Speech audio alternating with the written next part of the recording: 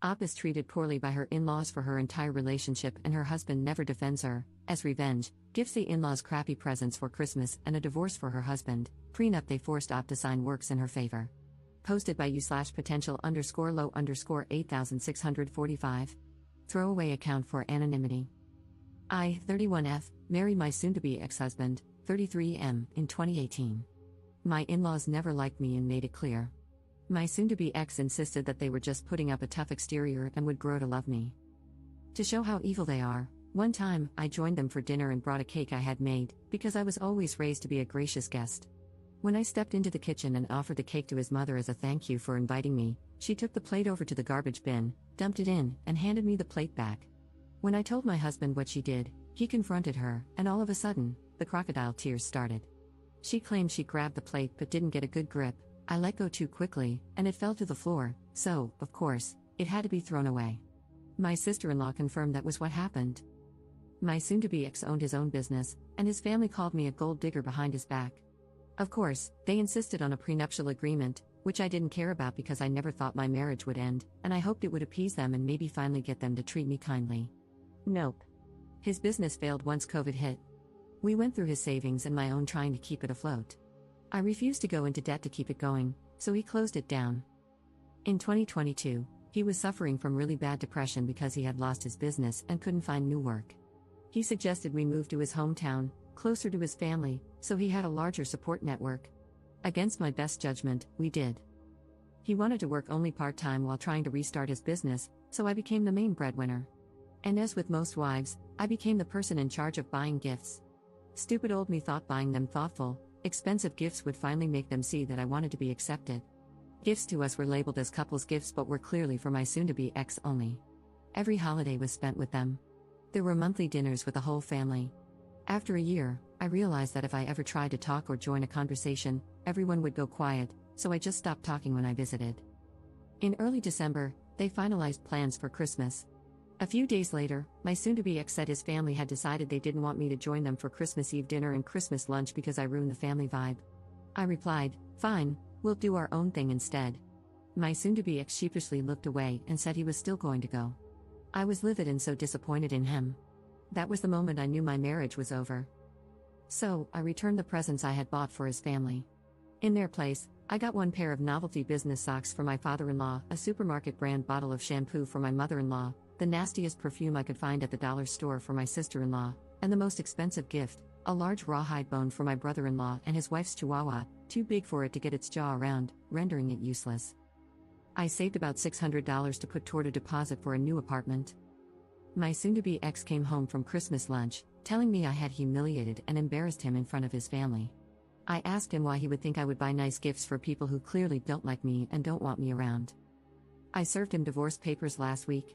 Remember how he was supposed to be a millionaire by now, so we had that prenuptial agreement?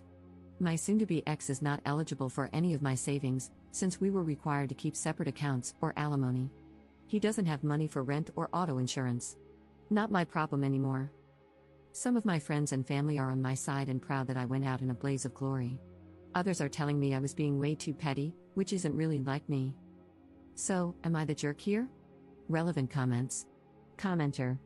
I would say, be glad you did not have children with him. Be glad you can escape and be free with no strings attached. P.S. This relationship should be a learning lesson about the love you want for yourself and the life you desire, not a loss. Op's response. The first thing I did after I moved into my new apartment was adopt an older cat from the shelter. He was allergic, and I could never adopt one since we first started living together. We're just two old hags living our best lives after being rejected. Commenter 2. He chose his family over you and still expected you to buy all the presents? This was perfectly planned and well-deserved for every one of them, including him. Op's response. He only worked 12 hours a week at Walmart so he could do non-existent work restarting his business. I make just over 6 figures, and I can't believe I didn't realize years ago that I was the family ATM. Commenter 3. So thoughtful of them to insist on a prenup. I hope you send them a sincere thank you note after the divorce is finalized, lol. Op's response. My lawyer even laughed that the prenup set up for him is the one we're going to use for me. It required both spouses to maintain separate bank accounts, and each spouse could keep 100% of their savings. No spouse was eligible for alimony. Update 10 days later. Many thanks to everyone for their support on my last post. I thought I'd send a small update. First, for those who asked how the deposit on my new apartment was only the $600 I saved on gifts, it certainly wasn't. I had to dip into savings, but that $600 helped.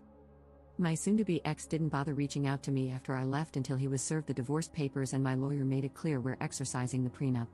Then, for a few days, it was loving voicemails and texts I never picked up from him and his family, trying to convince me to come back, which eventually turned into threatening and cruel voicemails and texts when it became clear I wasn't budging.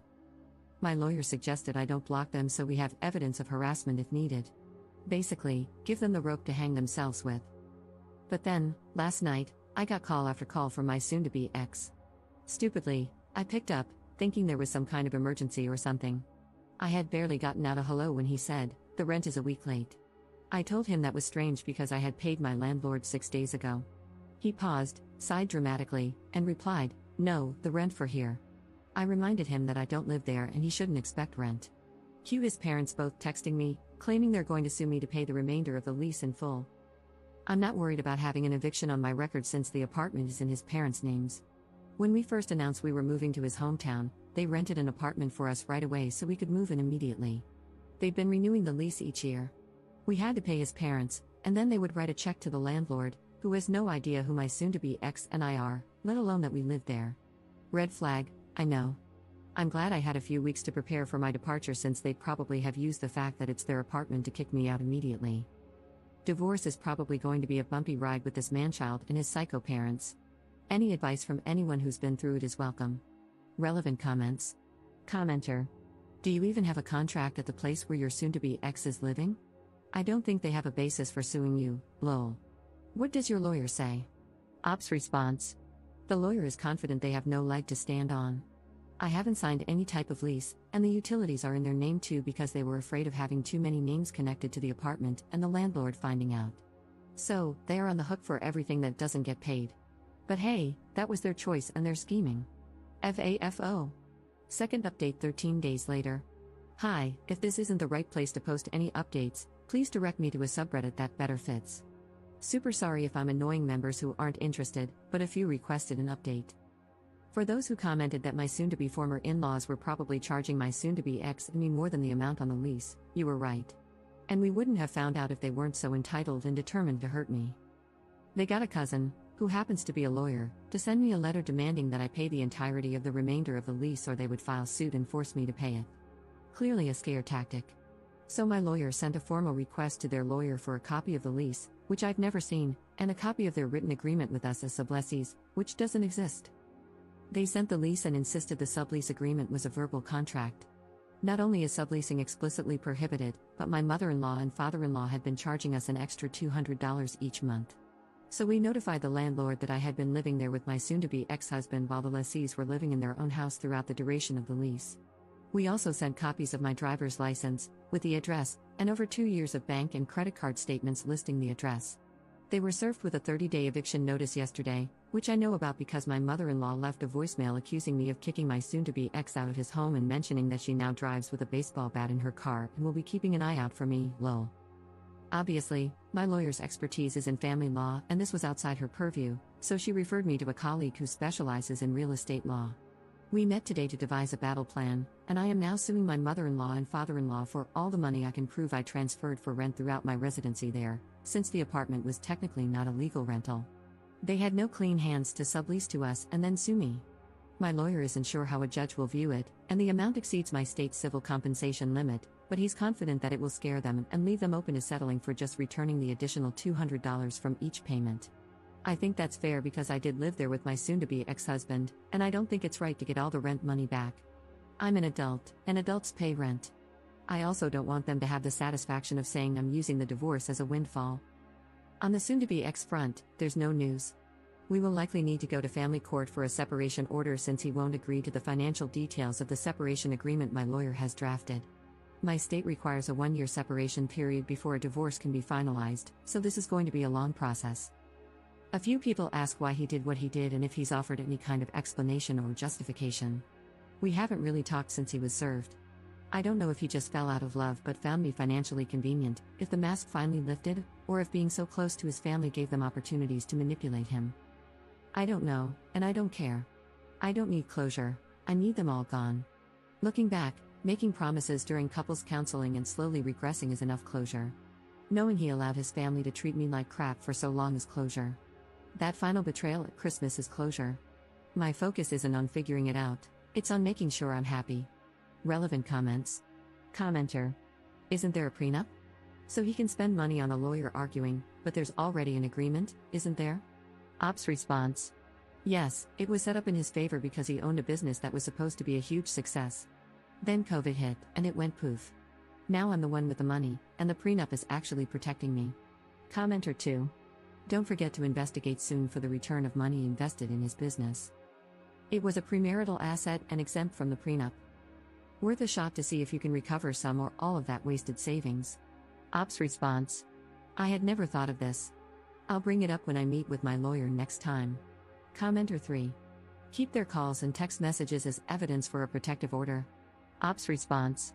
Absolutely, she's going to regret it because she works for the school district, and a restraining order won't allow her to teach. Commenter 4. I don't know, and I don't care. I don't need closure, I need them all gone. And that's how you know you're starting to heal. Too many people let toxic exes back into their lives in the name of closure. The truth is that when someone hurts you like that, it's not your job to figure out why. What matters is that they did, and you need to leave to protect yourself. You're absolutely amazing. Ops response. Thank you, honestly, I feel like a new person, like someone who's been ill and is finally able to go outside and breathe fresh air.